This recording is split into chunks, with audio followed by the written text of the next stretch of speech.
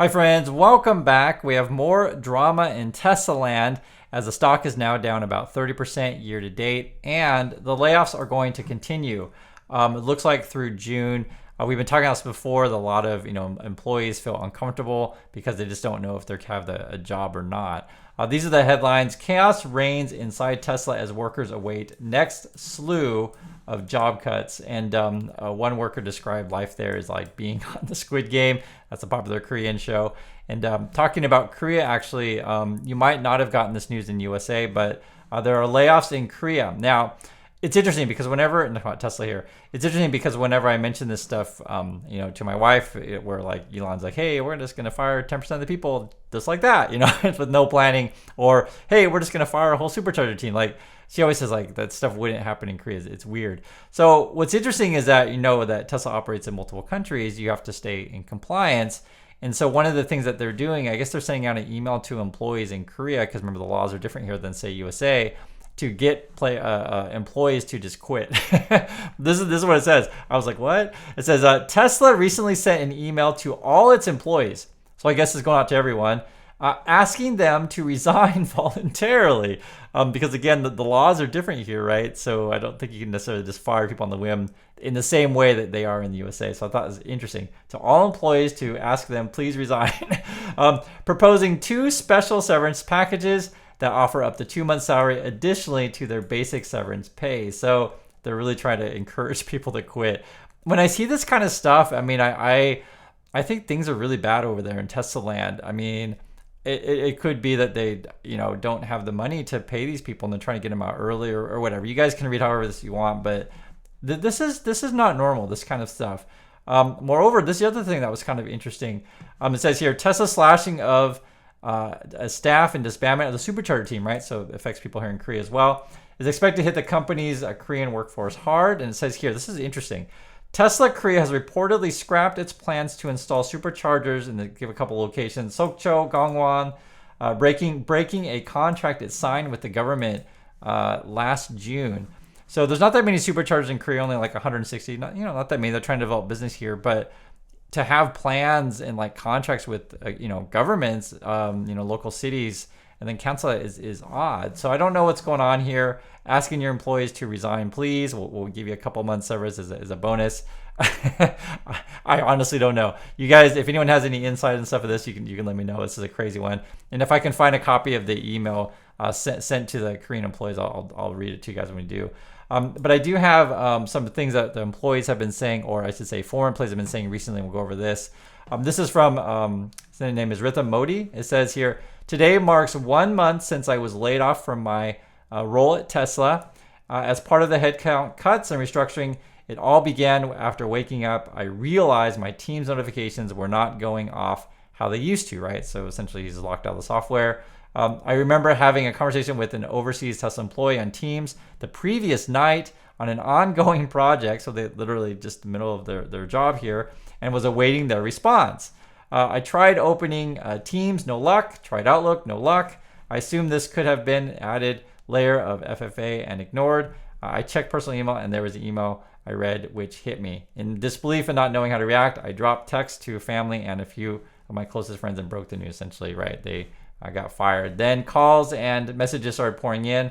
I'm thankful to each and every call or text I received this last month. So that's what happens. You wake up and you're fired. I mean, it's crazy, and you're literally in the middle of your work. So this shows you, this kind of stuff shows you that these cuts are very, very sudden and come as a surprise to employees. Here's another one. It's coming from Michael. This is a couple weeks ago. They wrote, attention all former Tesla employees.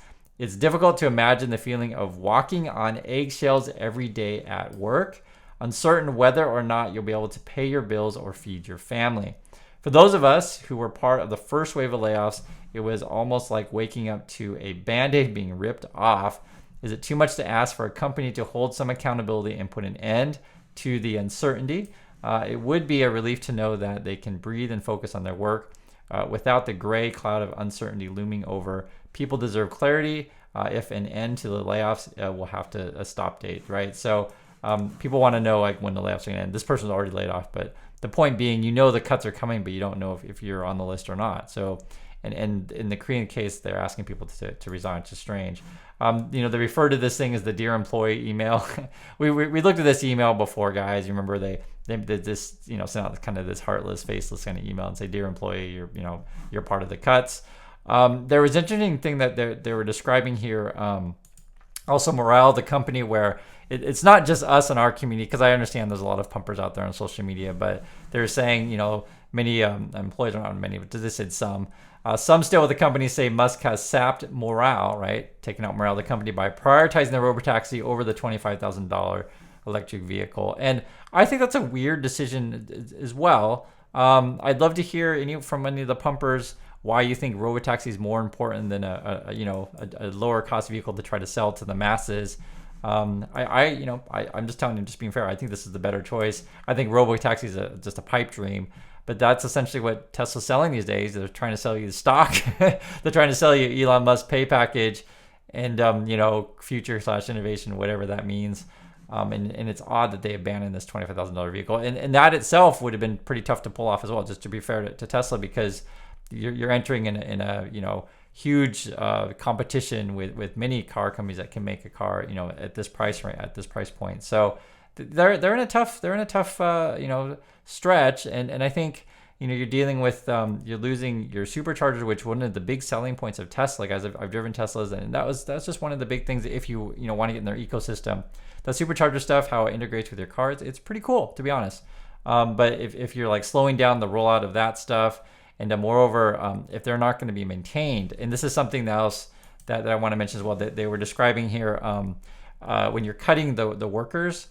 Basically, the people who maintain the Superchargers, basically these teams have to drive like longer, how can I say, distances between each station, right? Because you have less people, and then you may have less specialists on said thing. So then if you work on a particular part of the Supercharger network, and you're the only one who does it, you're going to even travel even further. And that they were talking about that this has been a problem in California, and then people in Canada are also worried. I'll read a little bit so you guys can understand what it is. It says here, another person in a similar role in Canada predicted chaos after he and dozens of others were let go, since many Tesla charging stations are hours apart, and the amount of work required will only increase once more customers get access. Meaning that if indeed the Fords and the Chevys and whatever car brands are going to be part of this network as well, they'll require more maintenance. And so it's kind of nuts that they're that was the weird thing, that just fired the whole team.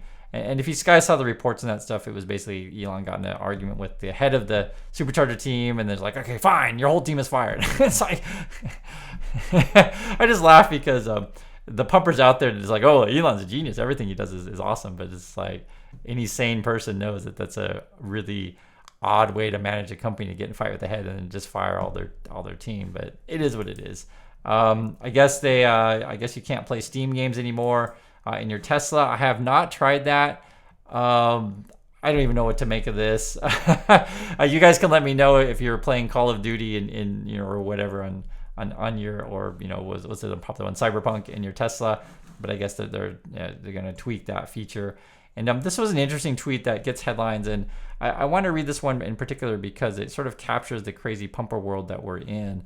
This is coming from one of the pumpers, Teslanomics, and they tweeted out, and to what extent this stuff's coordinated. You can be my guest, which I'll show you in a minute here with SEC filings. You'll see there's even more that they're disclosing. It says here, Elon gets 25% voting power. Tesla is reincorporated in Texas, and compensations package is approved. Then AI and robotics stays within Tesla, and the company can march on forward to become the largest company in the world. And you have that Gali guy, it's one of the pumpers. Oh, this is exactly why everyone owning Tesla should, vote yes, yes. And Eva, who's another one of the pumpers, well said. And then Elon Musk said yes, who endorsing said post. It's kind of nuts. And why does Elon spend time with these social media people? Because they're trying to get retail to vote for his pay package and get everyone excited, etc. And essentially what this is all about is, Elon threatening to leave the company and take essentially the robots and AI with him. I think that's a high possibility, though, that he does. And the sad thing about it, though, is that many people fall for this stuff. So, for example, this is a comment on my channel just 41 minutes ago. And I think this is a common sort of theme among those who are stuck in the Tesla cult. We'll just hear their words. Coming in from 24 Mojo, this person says, "I don't agree with you," referring to a video I made on Tesla. The numbers or number does not show that. It is meaning that, is Tesla going to decline or not? So this person saying the numbers of Tesla doesn't show, decline. It is a bumpy ride for sure, and hype that shot it crazily up and died down. But the fundamentals are there, again, according to a Tesla fanboy, and they are pushing the envelope in many ways. We need truth reporting, not emotional attachment to wrongful or agenda-driven narrative. I'm talking about the crooked politicians, the sponsor content they call mainstream media, and the elites who bought them. I respect your stance, but I don't agree with it.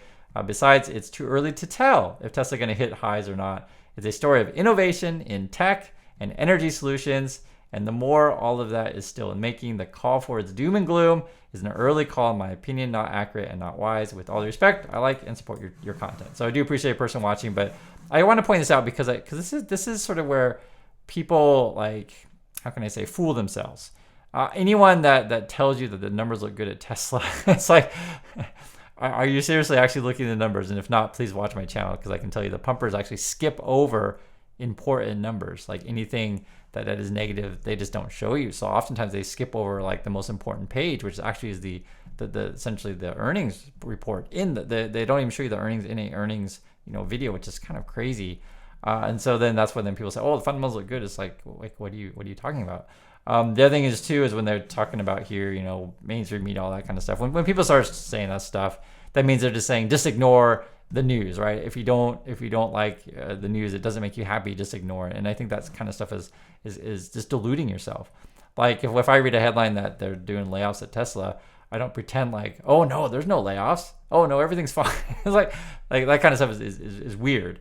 I just try my best to put out content for you. Unfortunately, though, we live in a land of pumpers and shills and liars, unfortunately. And in fact, it's actually really interesting. Tesla has started doing this the last couple of weeks. And honestly, I think it has something to do with the videos that I make exposing all the Tesla pumpers on social media. This is actually SEC filing May 20th, 2024. So very recent, where Tesla's saying, hey, these are the stuff that we're doing to try to get Elon his pay, right? Includes the website they make, etc. But if you dig in closer, it's going through different things on social media, right? So this is advertisement I think they're running, and this is the videos that they're doing, and then they start talking about Elon's coordinating, and you can see right here with people on social media. There's the Whole Mars catalog is referenced in here, different tweets they put out. The Gordis person, right? Elon Musk. There's a Sawyer guy, another pumper. This is an SEC filing what they're showing the coordination with social media people. It's in their SEC filing. So why would you do these kind of things? I mean, you want to stay in compliance. We know money is changing hands because these people get paid through Twitter. If there's money funneled through other ways, who knows? And if there's any whistleblowers that want to let me know, please contact me. I mean, I'm showing you guys, this is they show all the Elon Musk, what's the right word to say, the interaction with the social media pumpers. And these are just some. I mean, it happens every day, actually. It's crazy. And it's and I try to show you guys this stuff. It isn't. I mean, don't you find it odd that a publicly traded company has to disclose their posts of social media with their CEO interacting with social media pumpers? It's. I don't. To my knowledge, I have not seen stuff like this before. If there are other companies that do these kind of have this large army of social media people also working with the CEO to pump stock and also pump the CEO's pay, let me know. This is just a really odd situation. But not everyone necessarily is going along with or drinking the Kool-Aid. This is another thing that they disclosed in an SEC filing. This is, again, Tesla filed the SEC. This is a letter, I guess, that is going out. This says, "Dear Tesla shareholder." And what this is an urge to vote against the pay package here. So it says here, "Dear Tesla shareholder, we write to you to urge you to vote against the re-election of directors Kimball Musk, James Murdoch, and against the ratification of CEO Elon Musk 2018 option award at Tesla, his pay thing, at Tesla AGM on June 13th. So if you're a Tesla stockholder, I'd be curious if you got this email. I'm not going to read the whole thing. You can want to read it for yourself. You can. It's in the Tesla SEC filings. You'll find it on May 20th. But Basically, it goes through and said, we pay this guy too much. The board is, too closely connected to Elon. I'll just read the headlines so you can get a sense of what it is. Independence is scarce on Tesla's board. Also says signs abound of management capture. Basically, Elon, controls everything, and the board is too close to tightly to him. Way worse than one bad quarter, meaning it's not just one bad thing. This is a long running thing. We're disappointed with the stock performance, etc. The board's failure to curtail CEO jeopardized Tesla's brand, right? And you guys know all the crazy crap Elon's doing. I mean, you could easily go through all of it. Tesla's track record on poor human capital management oversight, right? Why are you firing these people? Why you treat people poorly? You got lawsuits against you for discrimination, these kind of things. Tesla's board and governance structure limits shareholder engagement. A committee of one and a hurried process. This is again a letter that is being disclosed to the SEC. A chaotic and legal landscape in Tesla's long-standing compensation issues. The pay package conclusion. And then if you're curious who wrote this is coming from big money. You have Amalgamated Bank, and I think they're tied to pension funds with I want to say it's SEIU, one of the unions. You also have another pension fund that says Academiker Pension. You have Nordea Asset Management. Again, these all co-sign this letter here to vote no for Elon's pay package. The New York City Comptroller Brad Lander, Share, SOC Investment Group, Unison, and United Church Funds. Because there's going to be people out there that say, oh, these are just lefties, and they say Elon. But it's like, I mean, a church is involved in this too. Generally speaking, and this is sort of why I don't ever really, talk about, all the crazy political stuff Elon talks, all the time. It's not relevant in the sense I don't want to get into political debates, but it's relevant in the sense that some people like Elon and Tesla stock just for that, not necessarily talking about, what's a good investment or what's good about numbers. I just bring up the whole social media stuff because generally the CEOs don't go looking for fights or go doing these kind of things. Usually if you check a regular CEO's account, whatever company, they literally just show, hey, we got new products. Hey, I'm, meeting this group of people to sell my products. Hey, I love this company. It's limited to that stuff, and they're very controlled in the kind of stuff they say. But Elon's different. He's a CEO of a publicly traded company. He just tweets out all kinds of stuff. He pumps crypto, and it's unusual. Now, some people may like that, and that's fine. But just understand it's highly, highly unusual.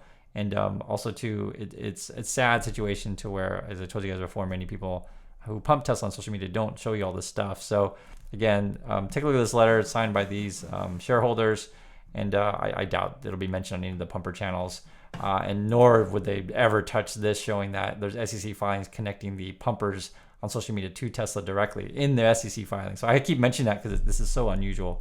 Anyway, please share your thoughts on this stuff. Be careful out there, and I'll catch you all in the next video.